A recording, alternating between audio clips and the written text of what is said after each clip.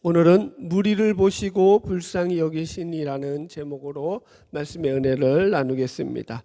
오늘 말씀의 주제는 예수님께서 품으셨던 긍휼의 마음입니다. 그래서 오늘 본문 말씀을 통해서 우리가 주님이 품으셨던 이 긍휼의 마음에 대해서 살펴보면서 우리도 이런 마음을 가지고 살아야겠다, 이렇게 마음속에서 이런 어떤 선한 열망이 생겨나는 복된 시간이 되기를 주님의 이름으로 축복합니다. 여러분, 우리가 왜 이런 긍휼의 마음을 가지고 살아야 하느냐? 이게 이제 성경에서 말하고 있는 우리 신자가 가진 신앙의 가장 본질적인 그 신앙의 본질에 해당하는 것이 바로 이런 긍휼이라는 거예요. 이런 겁니다, 여러분. 우리가 교회에 나와서 예배를 드리고 성경 말씀을 열심히 배우는 그 목적도 우리 말씀을 따라 순종하고 그 말씀을 통해서 우리가 신앙의 본질을 회복하면서 주님 앞에 더욱더 믿음으로 살기 위해서 이렇게 우리가 열심히 예배도 드리고 말씀을 듣고 주님 앞에 이 예배드리는 생활을 하는 거 아닙니까? 그런데 우리가 이렇게 열심히 교회 나와서 예배드리고 말씀을 듣는데도 내 삶의 변화가 정작 하나도 일어나지 않는다. 이전에 예수를 믿기 전과 이후에 예수를 믿었을 때의 삶이 변화가 없이 똑같다라고 하면은 이거 참 곤란하지 않겠습니까? 그 삶이 여전히 예수를 믿었는데도 채워지지 않는 그 마음의 공허함으로 가득 차 있다면 이건 뭐가 문제가 있는 거죠. 그죠? 여러분들?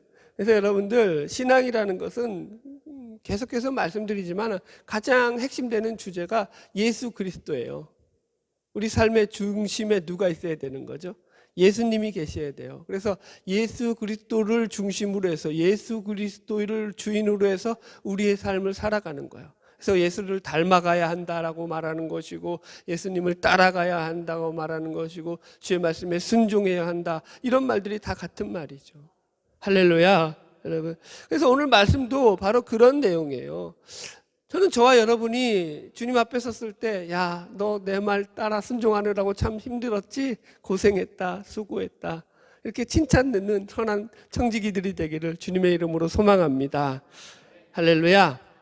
그래서 오늘 말씀이, 이게 우리가 중심적으로 살펴볼 말씀이 이 마태복음 9장 36절 말씀인데, 이 말씀도 그런 내용들로 지금 기록되어 있는 내용인 거예요. 여러분, 우리가 세상에 나가서 한 영혼을 구원하는 사명을 감당하고 또 하나님의 자녀로서 그 자녀다운 믿음의 삶을 살아가기 위해서 우리 마음 가운데 가장 크게 품어야 될 그 주님의 마음, 그 마음이 바로 오늘 성경에서 본문에서 얘기하고 있는 게 바로 이 긍휼이라는 거죠. 자, 이제 본문 말씀을 읽어가면서 우리 확인해 보겠습니다. 같이 보겠습니다. 마태복음 9장 35절 6절 같이 읽어봅시다. 시작.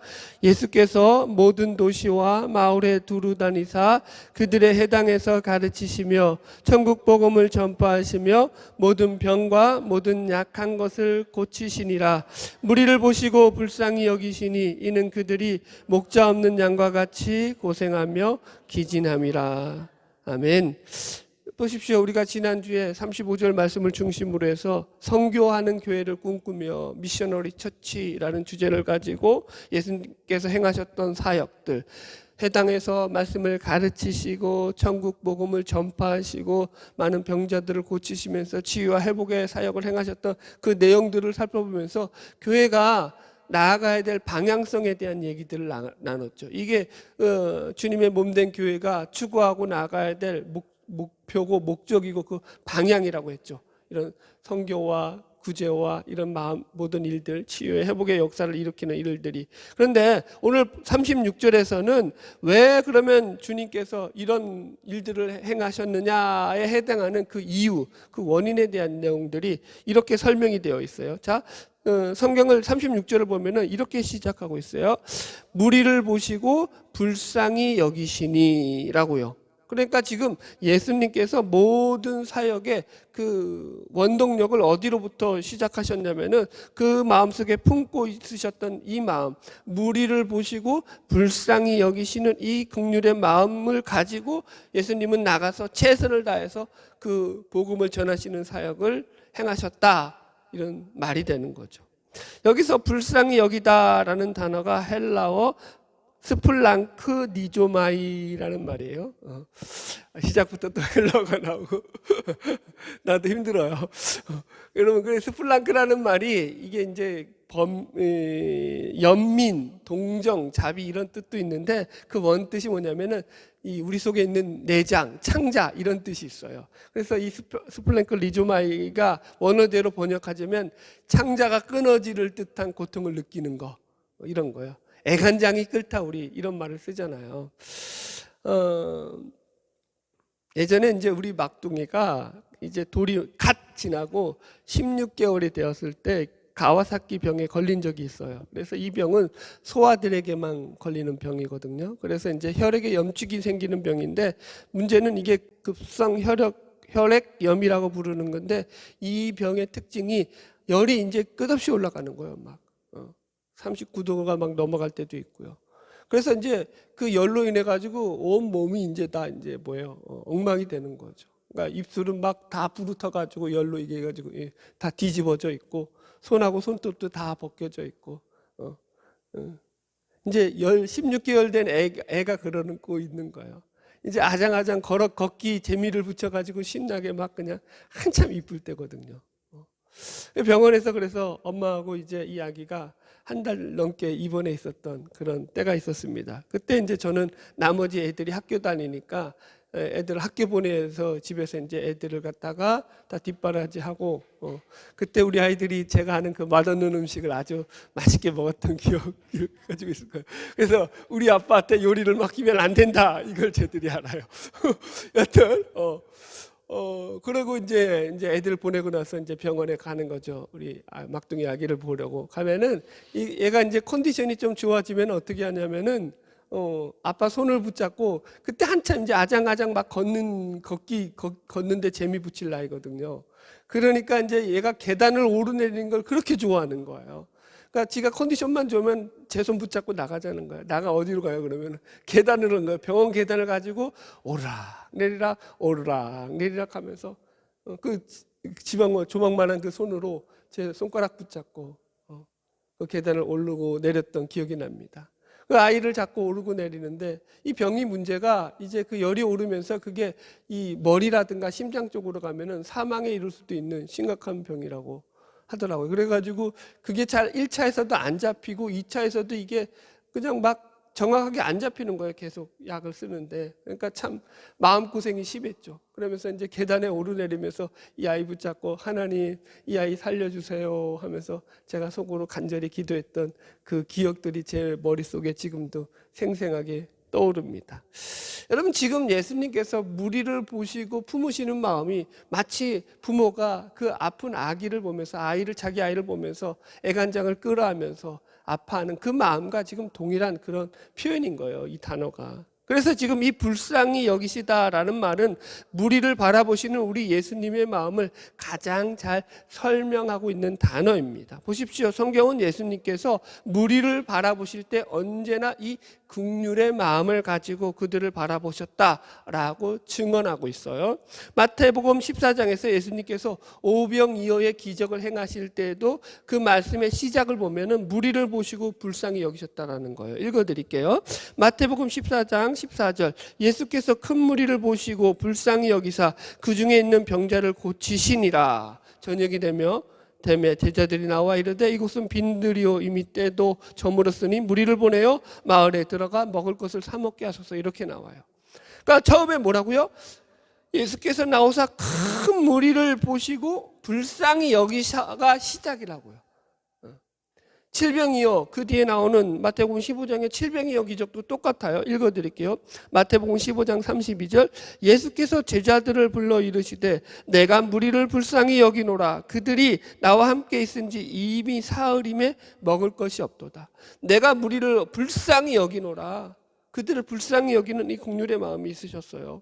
보세요. 예수님께서 1만 달란트 탕감받은 그런 종에 대한 비유를 하시잖아요. 그때도 이 종이 1만 달란트를 탕감받는 그 이유가 뭐냐면 주인이 그 종에 대한 긍휼, 그 불쌍히 여김으로 이 빛을 탕감해 주더라니까요. 읽어드릴게요. 마태복음 18장 27절 그 종의 주인이 불쌍히 여겨 놓아 보내며 그 빛을 탕감하여 주었더니.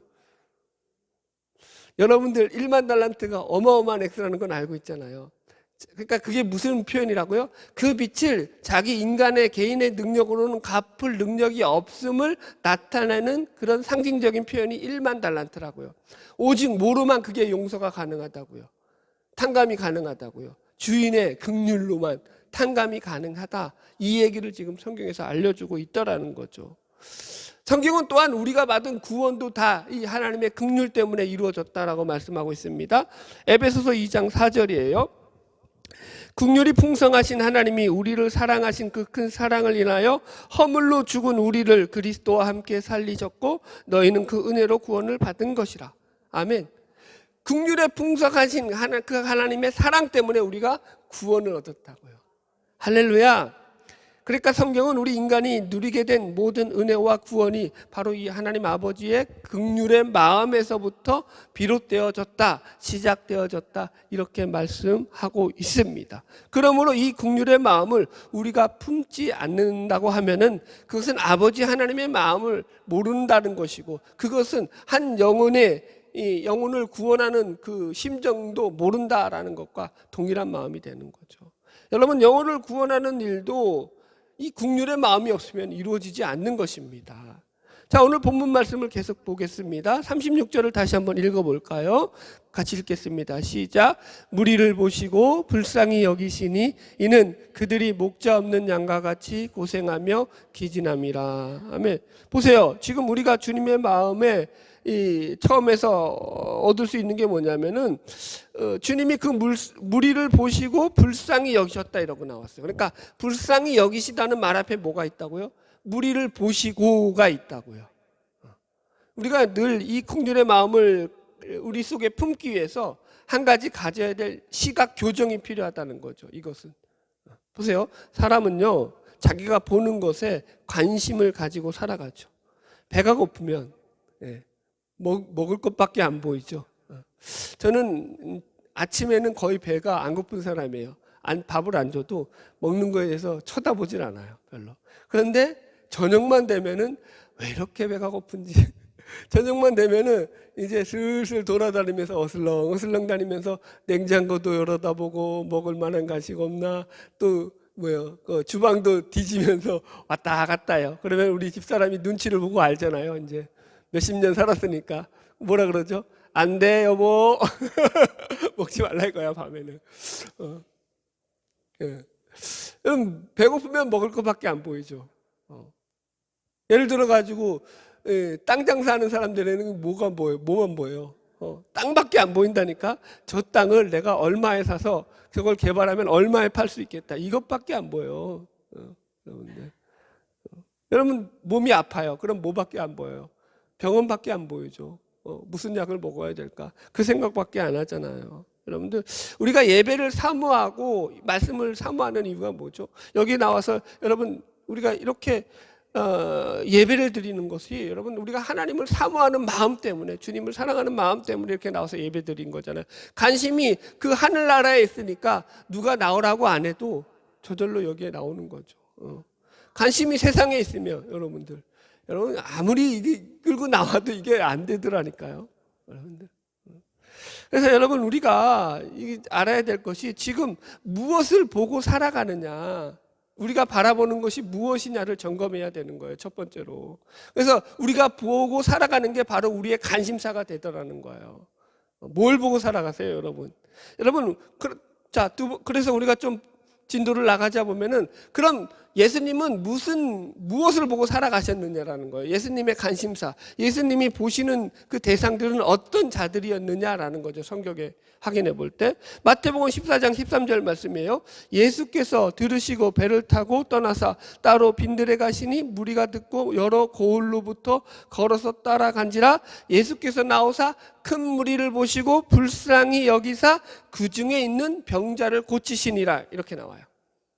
자, 예수님이 큰 무리를 보시고 불쌍히 여기셔서 그 다음에 한 행동이 뭐라고요? 그 중에 있는 병자를 고치셨다는 거예요. 그죠? 그렇다라는 것은 예수님이 보시는 그 큰 무리 가운데서 보신 대상이 누구라는 거예요? 병자들이었다. 이 말이 되는 거죠. 병자들에게 관심을 가지셨다라는 거죠, 여러분들. 마태복음 11장 28절에도 예수님께서 이런 말씀을 하셔요. 수고하고 무거운 짐진 자들아 다 내게로 오라 내가 너희를 쉬게 하리라. 그렇다라는 것은 지금 예수님께서 관심을 가지는 대상이 누구라는 거예요? 수고하고 무거운 짐진 자라는 거죠. 그렇지 않아요? 수고하고 무거운 짐진 자들을 향해서 예수님은 긍휼의 마음을 가지고 다 내게로 오라 지금 내가 너희를 쉬게 하겠다 이렇게 말씀하고 있는 거예요. 우리가 여러분 자 다시 한번 점검하겠습니다. 마태복음 8장에서 9장의 이야기는 예수님의 치유 사역 이야기잖아요. 병자들을 고치신 이야기죠. 여러분 그래서 우리가 여태까지 계속 마태복음 8장과 9장을 통해서 확인했던 게 뭐냐면 예수님이 과연 어떤 사람들을 만나시고 어떤 사람들과 교제를 나누시더냐라는 거예요. 예수님이 만나셨던 사람들이 예수님의 관심사잖아요. 어떤 사람을 만나시죠? 병자들과 세리들과 죄인들을 만나시죠. 그리고 그들과 함께 하시고 나는 죄인의 친구라고 끝까지 말씀하실 만큼 예수님은 그런 삶을 살아가시더라는 거예요. 이렇게 여러분 예수님의 관심이 이런 말씀들만 봐도 어디에 있는지 우리가 알 수 있지 않습니까? 그럼 이제 우리가 반대로 물어야죠. 그럼 도대체 우리의 관심은 어디에 있느냐라는 거예요. 예수님이 가지셨던 이 관심, 예수님이 보시고자 하셨던 이 모습들을 우리가 여전히 우리도 관심을 가지고 보고 살아가느냐라고 묻는다면 그때부터 이제 여기서부터는 이제 약간 또 마음의 동요가 일어나지 않습니까? 여러분 누가복음 10장에 나오는 선한 사마리아인의 비유를 보면 이 보는 것에 대한 시각 교정에 대해서 아주 우리에게 좋은 통찰력을 제공하고 있습니다. 선한 사마리아인 비유는 이제 어떤 사람이 강도를 만나서 죽을 정도로 이제 매를 맞고 그죠? 물건을 다 빼앗기고 그래서 거의 맞아서 죽을 처지에 놓여 있는데 그때 그 강도 만난 사람 앞으로 세 사람이 지나가면서 그 이야기가 전개되잖아요. 첫 번째는 제사장이 지나가고 두 번째는 레위인이 지나가고 세 번째 이 사마리아인이 지나갔는데 그를 도와줬던 사람은 이 사마리아인 한 명밖에 없더라는 거죠. 여러분 그런데 재미있는 것은 이때 세 사람에 대해서 성경에서 공통적으로 기록하고 있는 내용이 뭐냐면 이 세 사람 전부 다 이 사마리아인의 모습을 보았다라는 거예요. 누가복음 10장 31절 마침 한 제사장이 그 길로 내려가다가 그를 보고 피하여 지나가고 이렇게 나와요. 자, 레위인도 마찬가지예요. 32절 또 이와 같이 한 레위인도 그곳에 이르러 그를 보고 또 피하여 지나가고. 여러분들 그러니까 안 본 것이 아니라는 거예요. 세 명 다 보긴 봤다라는 거예요. 그런데 이 강도 만난 사람에게 관심을 가졌던 사람, 이 강도 만난 사람의 관심을 둔 사람은 누구밖에 없다는 거예요. 사마리아인 하나밖에 없었다라는 거예요. 33절 어떤 사마리아 사람은 여행하는 중 거기 이르러 그를 보고 불쌍히 여겨 이렇게 나와요. 그를 보고 불쌍히 여긴 사람이 누구라고요? 사마리아인 하나밖에 없더라는 거예요. 그러니까 무슨 말이냐면은 세 사람 다 지나가면서 그 강도 만나서 죽어가는 사람을 다 보았긴 보았는데 그 사람을 보고도 불쌍히 여겼던 사람은 이 사마리아인 하나밖에 없더라 이 얘기가 하는 거죠. 여기서부터 행동이 달라지게 되더라. 여러분 그러니까 이 말씀을 통해서 우리가 사람을 대할 때 어떤 눈을 가지고 바라봐야 하느냐라는 것을 우리가 배울 수 있는 거죠. 여러분 어떻게 바라보고 계세요? 예를 들어 볼게요. 만약에 상대를 바라볼 때 그 상대를 그 사람을 원수처럼 혹은 눈의 가시처럼 그렇게 생각을 하고 바라보게 된다면 그런 시각에서는 그 상대가 적대적인 대상이 될 수밖에 없겠죠. 그죠? 또 상대를 바라보는데 그 사람을 개처럼 돼지처럼 유대인들이 이방인들을 바라봤던 것처럼 개와 돼지 같은 그런 시각을 가지고 그들을 바라보면은 여러분 상대를 조롱하고 멸시하는 그런 태도를 취할 수밖에 없겠죠. 바라보는 시각이 어떠냐에 따라서 지금 그 상대를 대하는 태도가 결정이 되더라는 거죠. 그죠? 지금 제사장과 레위인도 똑같이 바라봤다고요. 그 죽어가는 사람을 바라보긴 바라봤는데 여러분 보세요. 어떻게 바라본 거예요? 자기의 관심에서 전혀 제외된 사람, 나하고는 전혀 관계없는 존재로 바라봤다고요. 그러니까 이게 보는 그것에 대해서 그들의 태도가 결정되는 거 아니에요. 전혀 무시하고 그 길을 그냥 지나간 거 아니냐고요.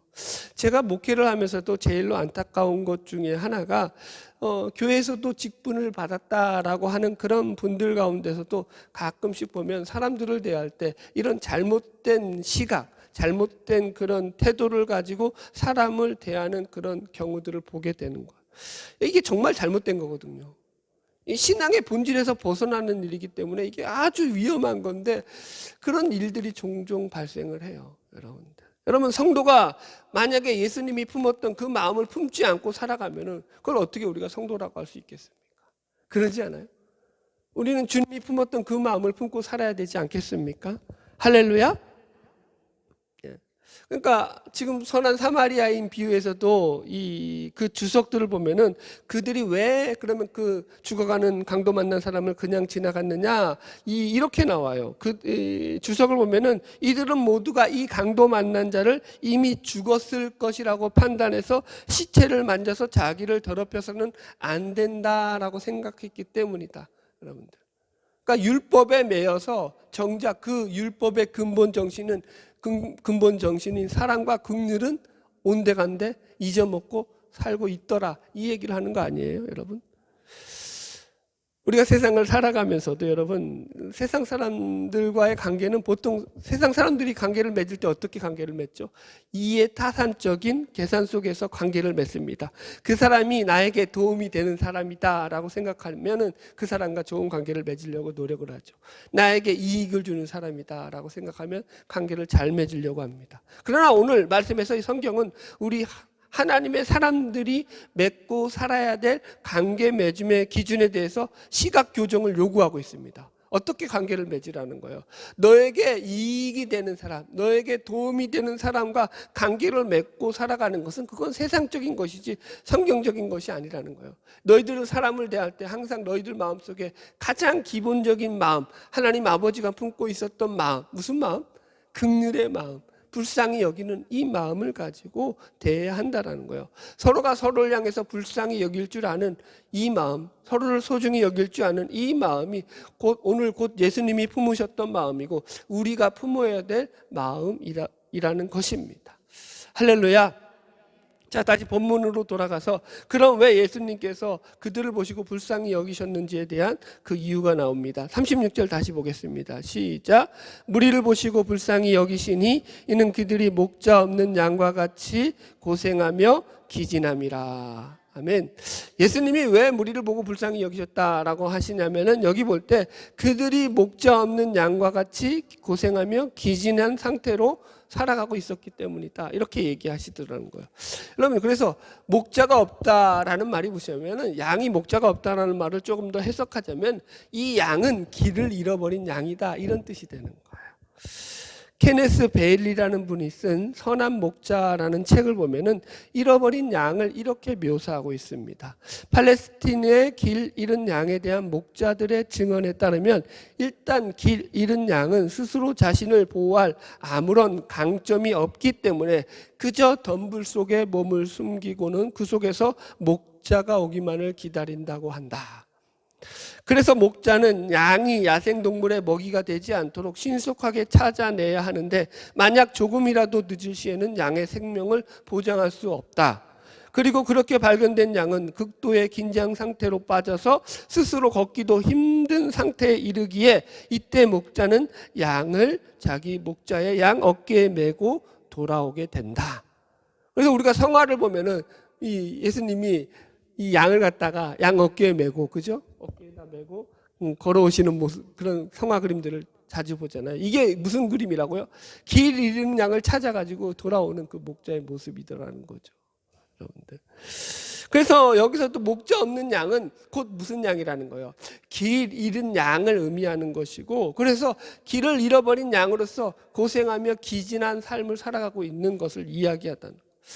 여기서 고생하다라는 말은 헬라어 스킬로라는 말로 원어적으로 보면 가죽을 벗기다, 갈기갈기 찢다 이런 뜻이에요. 이 말이 발전해서 괴롭히다, 고통을 주다 이런 뜻으로 발전을 했다고 합니다. 여러분, 우리도 그렇잖아요. 심한 스트레스로 인해 가지고 극도의 긴장 상태에 빠지게 되면 우리가 몸에서도 그런 일들이 발생하잖아요. 우리가 이럴 때가 있잖아요. 마음이 너무 괴로워서 이게 이제 주체가 안 되는 거예요. 뭘로도 위로가 안 되는 거죠. 그래서 세상 사람들은 뭘로 풀죠? 술로 풀고 뭐 하여튼간 여러 가지 방법으로 풀겠죠. 그런데 우리는 뭘로 풀죠? 주님 앞에 나와 풀죠. 저도 젊은 시절에 참 하나님 앞에 나와서 많이 울었던 기억이 나요. 이제 아무도 마음속에서 생겨나는 그 상처와 그 아픔을 갖다가 위로받을 데가 없으니까 그냥 예배당에 와서 기도실에 들어가가지고 앉아가지고 가만히 있다 보면은 그냥 이제 저절로 이제 눈물이 쭉 나는 거죠. 막 우는 거예요. 그러면은 그냥 남자니까 그렇다고 또 이제 소리내서 울지도 못하고 구석에 처박혀가지고 조용하게 우는 거예요. 기도실이 이제 제가 다닌 교회에서는 시커멓거든요. 불을 다 꺼놨기 때문에 안 보이니까, 표가 안 나니까. 그렇게 한참 울고 나서 나오면 이제 마음이 좀 개운해지는 거죠. 그런 경험들이죠. 지금 그런 얘기인 거예요. 기진했다, 고생하다라는 거예요, 여러분들. 오늘도 여러분 말씀을 준비하면서 이 말씀을 준비하고 나서 기도하는데 제 마음 가운데 이런 이제 질문이 던졌어요. 하나님, 우리 성도들이 그런 질문을 가질 수 있잖아요. 하나님, 그럼 내가 남들을 대할 때 긍휼을 가지고 그래 주님의 사랑을 가지고 대하는데 그럼 정작 그 마음에 그들이 입은 상처는 누가 만져주나요? 그 아픔은 누가 만져주나요? 내가 만져주지 않느냐 이러시더라고요. 니들의 아픔은 내가 만져주고 있지 않느냐. 내가 너희들과 함께하고 있지 않느냐. 그걸로도 부족하다는 말이냐. 나를 좀 믿어주지 않겠느냐. 그런 말씀을 마음속에서 주시더라고요. 여러분 우리가 그렇습니다. 그냥 세상으로 우리 주님께서 그냥 뭐 아무 준비도 안 됐는데 나가면 다 양이 이리 가운데서 늑대한테 물려 죽일 판국인데 그냥 준비도 안 된 채 우리를 세상으로 내보내지 않으셔요. 우리 주님께서는 우리를 만지시고 우리를 회복하시고 우리 가운데 고치시고 그 회복된 마음을 가지고 세상으로 내보내십니다. 그래서 좋으신 분이시죠. 할렐루야. 두 번째, 기진하다라는 말은 헬라어 크립토라는 말로 위에서 아래로 던져진 상태를 말하는 거예요. 그러니까 자기가 원하지도 않았는데 졸지에 그냥 인생이 바닥으로 지하로 푹 떨어진 거예요. 나는 지하 한 1층이 끝인 줄 알았는데 지하 3층, 지하 4층 거기서 끝인 줄 알았는데 지하 5층, 지하 10층까지 끝이 보이지 않도록 계속 떨어지는 걸 말하는 게 이 기진하다라는 거죠, 여러분들. 여러분, 우리 인생이 이 말씀들을 읽으면 딱 우리 상태 같지 않습니까? 모든 사람들이 이런 힘든 세상을 살아가면서 그렇게 살아가고 있지 않습니까? 카네스 베일리의 표현에 따르면은 성경에서 잃어버린 양은 어쩌다 실수 때문이 아니라 자기 고집대로 제 길을 가버린 탕양이기 때문이다 이렇게 말하고 있어요. 그래서 이 목자 없는 양은 하나님 없이 자기 마음대로 자기 욕심대로 살아가고 있는 모든 인간 세상을 상징하고 있다라는 거예요. 그래서 이제 곧 죽음을 코앞에 두고도 자기가 죽는 것도 모르면서 엉뚱한 곳을 향해서 마치 브레이크 없는 자동차와 같이 전속력을 향해서 지옥을 향해 달려가고 있는 그 인생. 그래서 주님이 볼 때는 그 인생이 여러분 얼마나 불쌍해 보이겠습니까? 여러분 그러지 않겠어요, 여러분들? 가는 길이 끝도 없이 달려가고 있는데 열심히 가는 것 같은데 그 길이 어떤 길이에요? 그 앞이 코앞이 낭떠러진 거예요. 이제 곧 죽게 생긴 거예요. 그러니 주님께서 한 시라도 더 빨리, 한 걸이라도 더 열심히 이 마을 저 마을 다니시면서 천국 복음을 전하시려고 그렇게 힘쓰시고 노력하신 거 아닙니까? 지금 그 마음을 지금 예수님께서 지금 이 본문에서 얘기하고 있는 겁니다. 제가 이제 국률이 가진 뜻을 잠깐 소개하고 말씀을 정리하려고 합니다. 여러분, 우리가 국률, 자비 이런 말을 하면은 보통 우리는 이제 일반적인 윤리적인 도덕적인 개념으로는 이 어려운 처지에 있는 사람들을 갖다가 돕는 일, 그죠? 상황이 안 좋은 사람들에 대해서 그 안타깝게 여기고 그들을 동정하는 것이다 이렇게 생각하는데, 이 헬라어로 엘레몬이라는 말을 쓰는데 이 국률이라는 말은 그것보다 훨씬 더 좀 넓은 개념을 가지고 있죠. 예를 들어 가지고 이 국률은 하나님께서 하나님을 믿는 그의 백성들의 마음속에 부어주시는 은혜입니다. 그러니까 국률이란 먼저 자신의 자신의 죄인임을 고백하는 그 자신의 무력감과 죄인됨에 대한 고백과 어떤 부족함 이런 것들 앞에서 이제 구원을 바라보는 그 신자된 자각이 생겨나면서 가지게 되는 마음이에요. 아, 나는 아무것도 아닌 존재구나. 예수님 아니면 다른 방법이 없구나를 깨닫게 된 자신이 이제 하나님으로부터 받은 그 은혜와 사랑, 그 마음을 그대로 이웃을 향해 가지고 가는 것이 국률이라고요. 뭐가 다른지 이제 생각해 보세요. 그래서 이게 여러분들 무슨 우월한 차원에서 열등한 자를 동정심이나 측은지심을 가지는 게 아니다라는 거예요. 누구나 마찬가지로 예수 그리스도가 아니면 지옥 형벌에서 벗어날 자가 있다는 거예요, 없다는 거예요? 아무도 없다라는 차원에서 그도 그와 나가 똑같은 자라는 그 절박한 심정 가운데서 나도 예수를 믿지 않았다면, 나도 예수를 만나지 않았다면 나도 똑같이 저들과 같이 영원한 지옥의 형벌에서 벗어날 길이 없는 그런 답답하고 막막한 인생을 살 수밖에 없었는데, 예수 그리스도 안에서 구원을 얻고 나니까 우리 마음 가운데 뭐가 자각되게 된 거예요. 이 국률이라는 마음이 자각되게 된 거죠. 자신의 마음의 비참한 상태에서 우리가 이전에 느꼈던 그 비참한 영혼의 상태, 그 참담한 그 영혼의 실체를 우리가 알고 있잖아요. 그래서 이제 상대를 대할 때 그에게도 예수가 필요하다는 것을 알고, 그에게도 예수가 없으면 영원한 멸망길에서 벗어날 수 없음을 우리가 알기 때문에 그 동일한 마음을 가지고 그 상대를 대하는 것이 국률이라고요. 그래서 이 국률이라는 것은 저는 이렇게 생각하고 있습니다. 한 영혼을 향한 안타까운 심정을 가지고 나아가는 것이다. 여러분, 영혼을 불쌍히 여기는 마음이죠. 인간이 사는 세상은 참으로 죄악이 간영한 세상입니다. 저는 목사로 살지만 목사로 사니까 세상에 험한 꼴 안 볼 거라고 생각하잖아요. 그렇지 않습니다, 여러분들. 그건 여러분들의 오해십니다. 네. 여러분, 목회를 하고 목사가 되어도 여전히 사람들과의 관계 속에서 여러분들과 똑같이 말로 상처를 입기도 하고, 또는 호의를 베풀었던 그 사람에게 배신을 당하기도 하고 아픔을 경험하는 그런 일들을 여러분, 저도 똑같이 인간임으로 경험하며 살아갑니다. 그래서 나에게 상처를 주었던 그 사람들에 대해서 어떻게 용서하는 마음을 가지게 되는가 하면은 결국은 오늘 본문에 나오는 이 긍휼의 마음을 품을 때 그 마음에 회복이 일어나더라는 거예요. 비록 인간적으로는 억울하고 분한 마음에 찾아가서 욕이라도 한 바가지 퍼부어주고 싶은 마음이 있죠. 그런데 여러분, 그걸로는 해결이 안 되더라니까요. 기도하면 하나님께서 마음속에 긍휼의 마음을 주시는 거죠. 그 영혼도 구원받아야 될 안타까운 영혼인데, 그 영혼도 하나님 안에서 그 영혼이 회복돼야 될 영혼인데 얼마나 불쌍해요, 여러분들. 여러분 보세요. 상대에게 못질을 하는 인간들이 있잖아요.